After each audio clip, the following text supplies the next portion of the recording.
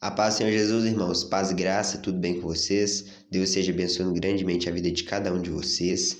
Neste vídeo, eu gostaria de falar aqui a respeito do Dia de Finados e mostrar que não existe base bíblica nenhuma para fazer o Dia dos Mortos, dia de culto aos mortos, porque é isso que os católicos fazem.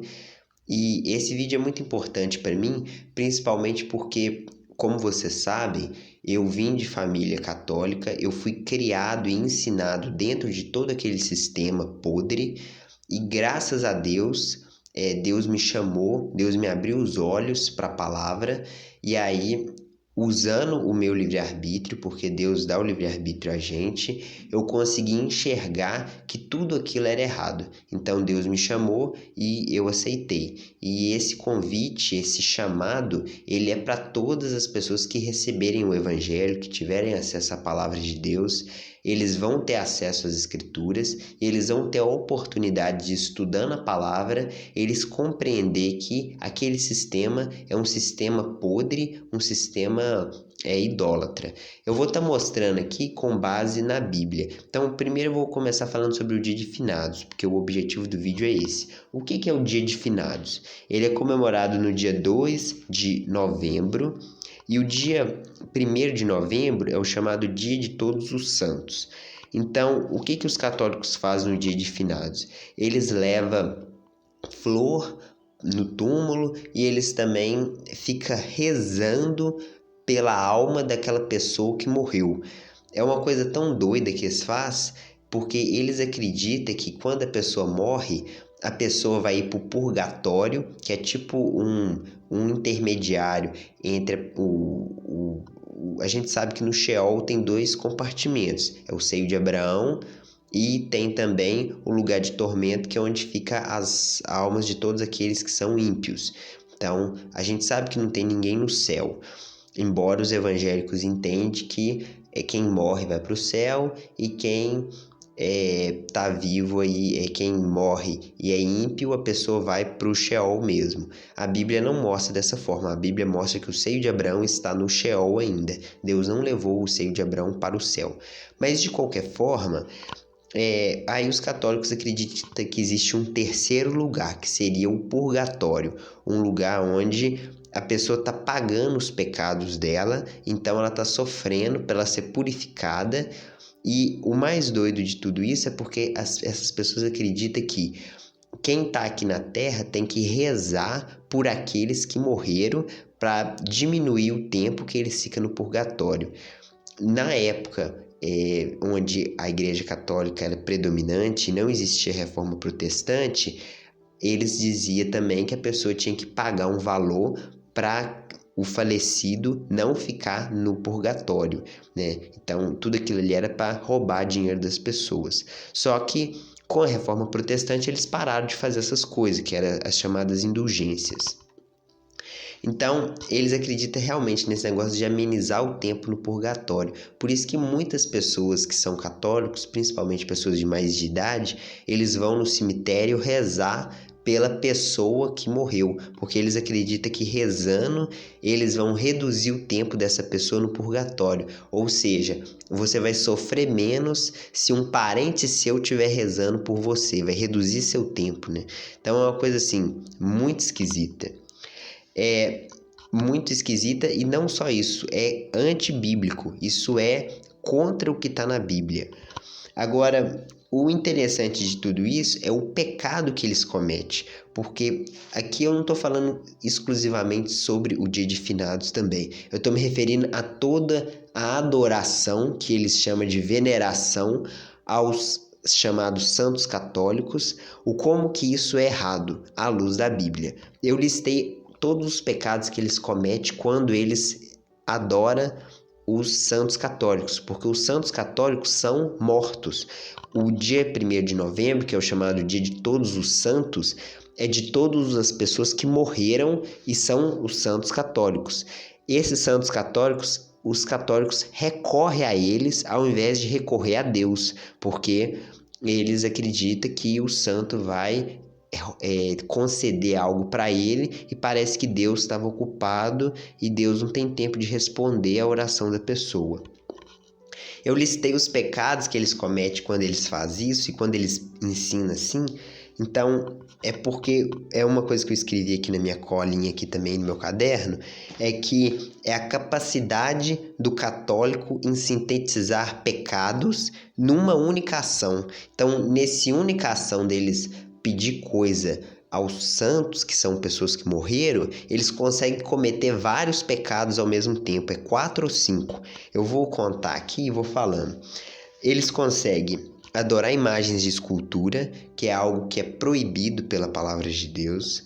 Eles conseguem invocar os mortos, que se chama necromancia. Deus proíbe a necromancia e sempre associa ela, quando está falando uma lista de pecados lá em Deuteronômio, Deus associa isso à adivinhação, mágicos, necromancia, consultar os mortos, igual eu vou fazer a leitura do texto.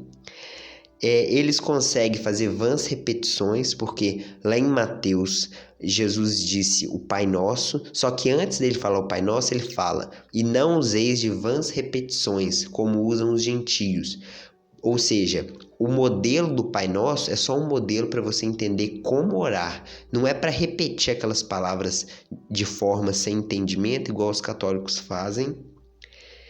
Eles tomam o nome de Deus em vão, porque eles diz que acredita na Bíblia, diz que acredita no Deus ali de Abraão, Isaac e Jacó, eles professam isso com a boca, só que isso é tomar o nome de Deus, só que é em vão, porque eles não praticam o que a Bíblia manda. Então toda pessoa que diz que é cristão, que acredita em Cristo, mas ela não pratica o que Jesus ensinou, ela está tomando o nome de Deus sobre ela, só que em vão. Esse é o significado do terceiro mandamento.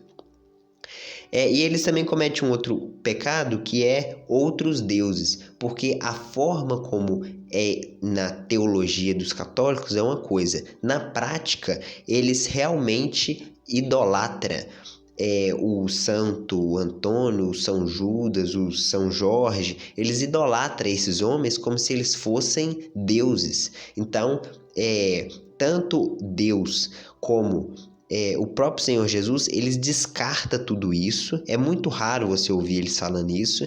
E eles gostam de falar, na verdade, de Santa Maria, de São Jorge. Eles gostam disso. Então, são pessoas que realmente eles detestam o sacrifício de Jesus. Porque se eles gostassem do sacrifício de Jesus, eles não iriam recorrer a outros meios, a outras formas de chegar a Deus, porque Jesus é o único mediador. Então, entre a humanidade e Deus, só há um único mediador, Jesus Cristo, homem. Então, não tem necessidade de você recorrer a um outro homem para esse homem recorrer a Deus, principalmente se tratando de uma pessoa que já está morta. E aí eu vou gravar mais vídeos sobre esse assunto, porque é muita coisa que tem para falar. Então, eu vou começar fazendo a leitura dos textos. O primeiro texto está em Deuteronômio, no capítulo 18. Não se achará entre ti quem faça passar pelo fogo o seu filho ou a sua filha, nem adivinhador, nem prognosticador, nem agoureiro, nem feiticeiro, nem encantador, nem necromante, nem mágico, nem quem consulte os mortos. Então, nessa lista de pecados ali que Deus fala para não se meter com isso, Deus fala: não consulte os mortos, não vá em quem consulte os mortos. Então, toda pessoa que está pedindo para o São Jorge, o São Judas, o Santo Antônio para alguma coisa, ele está consultando os mortos, ele está invocando os mortos, e isso é algo que Deus proibiu, porque isso era uma prática que era realizada em Canaã, era uma feitiçaria mesmo, e isso que está na cultura e na cabeça dos católicos é uma mentalidade de feitiçaria, de querer invocar alguém que já morreu. Então, assim, é algo, e acreditando que esse alguém tem poder para fazer alguma coisa no mundo hoje. Então, como a gente sabe, quando você, qualquer pessoa morrer, a gente vai para o Sheol aguardar a ressurreição dos mortos. Então, o nosso espírito, a nossa alma, vai para o Sheol e a gente vai ficar aguardando o dia que Jesus vai voltar para Jesus pegar a nossa alma lá de volta e haver a ressurreição, ou seja, um corpo físico de carne, matéria. glorificado. E aí vai haver o arrebatamento. Então, essa é a cronologia das coisas. Agora, na cabeça dessas pessoas, eles acreditam que os santos católicos, eles estão lá no céu e aí você vai orar a Deus, só que Deus está ocupado para te atender e aí você tem que pedir para São Pedro, para São Paulo, para São João, para eles pedir para Deus porque Deus estava ocupado e você não tem, né? Deus não tem tempo para te atender e tal. Então, assim, é um absurdo. Agora, um novo texto está lá em Isaías, no capítulo 8. Os profetas combateram esse tipo de pensamento. Vai estar falando lá no versículo 19. Quando vos disserem, consultai os necromantes e os adivinhos, que estirleiam e murmuram, acaso não consultará o povo ao seu Deus? A favor dos vivos se consultarão os mortos? A lei é o testemunho. Se eles não falarem desta maneira, jamais verão a alva. Então, mais um texto. Então, Isaías está falando assim: em favor dos vivos, vão se consultar os mortos? Porventura não se deve consultar a Deus? Ou seja, quem tem poder para fazer alguma coisa é Deus. Os mortos não têm esse poder. E em favor daqueles que já estão vivos, a gente vai consultar alguém que morreu? Isso não faz sentido nenhum, entende? Porque a morte, ela é uma maldição decorrida do pecado de Adão e Eva. Então a morte não é algo bom. Quando alguém passa por esse estado de morte, a pessoa não fica numa situação de privilégio em relação a quem está vivo. É justamente aqueles que estão vivos que têm uma situação de privilégio em relação a quem está morto. Quando a pessoa morre, a alma dela vai descer para o Sheol. Isso vai estar escrito lá no Salmo 115. Tem vários outros versículos. Eu preciso montar um estudo sobre esse assunto. Mas eu vou fazer a leitura aqui rápida desse versículo para vocês conseguirem ver um versículo onde realmente diz que quando a pessoa morre, ela vai para o Sheol. Vai falar assim: os mortos não louvam o Senhor, nem os que descem à região do silêncio, ou seja, o Sheol. Nós, porém, bendiremos o Senhor, desde agora e para sempre. Aleluia. Esse texto, então, quando fala que os mortos não louvam a Deus, não está dizendo que os mortos não têm consciência, porque a gente sabe que tem vários outros textos, então no quinto selo, tem vários lugares onde mostra que depois que você morre, você continua consciente. Só que essa consciência não é que você está no céu, você vai descer para as regiões do silêncio. Vai ter vários lugares na Bíblia onde mostra que essa região do silêncio vai ter várias traduções. Tem lugares que traduz como sepultura, como mansão dos mortos, que é a tradução correta. Vai ter lugares que vai traduzir dessa forma, igual região do silêncio.